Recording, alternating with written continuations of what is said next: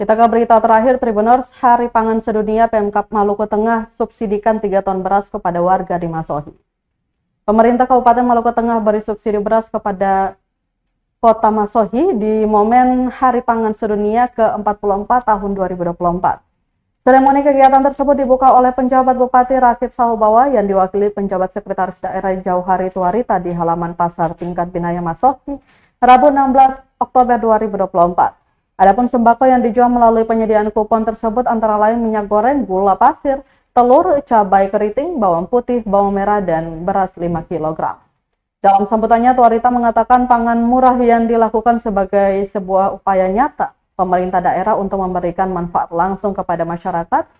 Gelar gerakan pangan murah tidak hanya download Tribun X sekarang, menghadirkan lokal menjadi Indonesia.